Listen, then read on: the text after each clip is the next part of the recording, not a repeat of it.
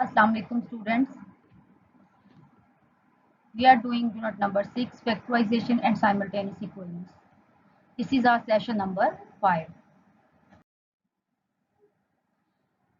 We have done the factorization of these two perfect squares, that is a plus b whole square is equal to a square plus 2ab plus b square, and a minus b whole square is equal to a square minus 2ab plus b square.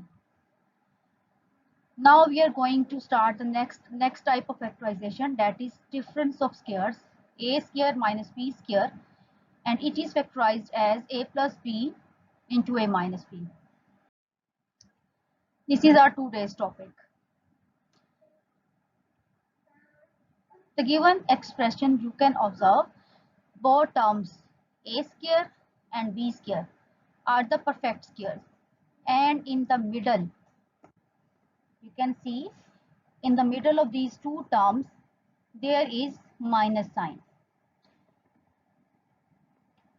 So applying the identity number 3, a whole square minus b whole square, it is factorized as the product of these two linear factors a plus b, a minus b.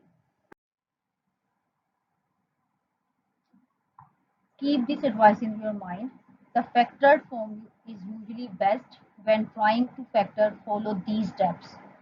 The first one, factor out any common terms. See if it fits any of the identities what we have learned plus any more you may know. Keep going this process till you cannot factor anymore. Okay students, now we do some questions so that we can understand this. The first binomial expression is negative 6 plus 6y square. First we rearrange this binomial 6y square minus 6, as in the middle there must be the negative sign. Now you can see that 6 is common term in both. So take common negative positive 6. After this we get y square minus 1,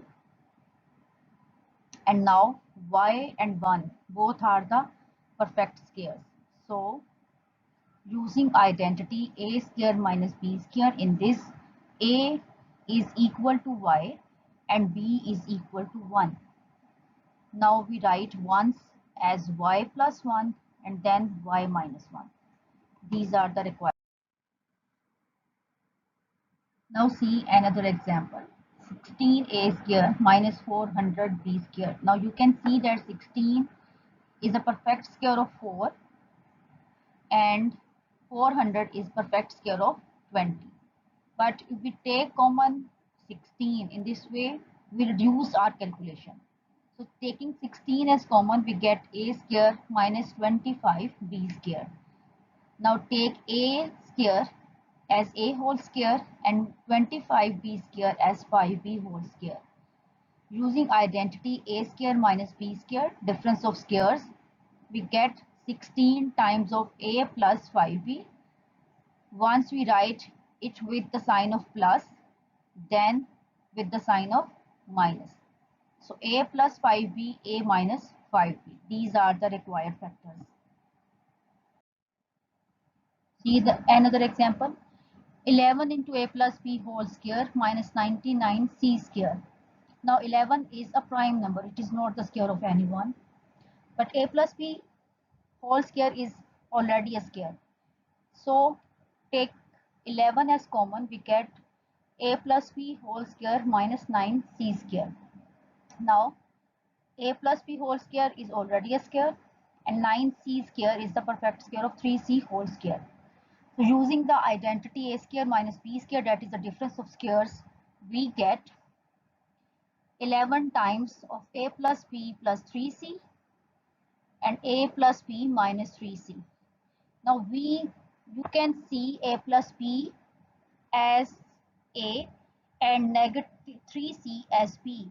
So one time we write it with plus sign and one time we write it as with minus sign. So it's very easy. Next, now the given binomial is a fraction x minus 9 by 5 whole square minus 36 by 25 y square. Both terms are perfect square, and here you can take a as x minus 9 by 5 and b as 6 by 5 y. So writing this in this form, a square minus b square. Now using the identity a square minus b square, difference of square, we get these two terms. We write these two terms first by the sign of plus, combine these two terms, then combine these two terms with the sign of minus. We get x minus 9 by 5 plus 6 by 5 y, x minus 9 by 5 minus 6 by 5 y. Then you can arrange this also. These are the required factors. Evaluate the following using identity. 371 whole square minus 129 whole square. These are not the algebraic expression, but these are the simple binomials. Take first term, that is 371, as A, and the second term 129 as B, and in the middle there is minus sign. So we can use the identity a square minus b square, difference of terms, to minimize our calculation. First we write these two numbers with plus sign and then minus sign. After simplifying, we get 500 times 242. Multiplying these two numbers, we get 121,000. This is the required number. Again, given fraction is 0.409 square minus 0.391 whole square, whole divided by 0.409 minus 0.391. We can see in the numerator there these two numbers are the perfect square. So we take a as 0.409 and b as 0.391. Using this difference of squares, a square minus b square, we can write it as 0.409 plus 0.391. One time we write these two numbers with plus sign, then these two numbers with minus sign.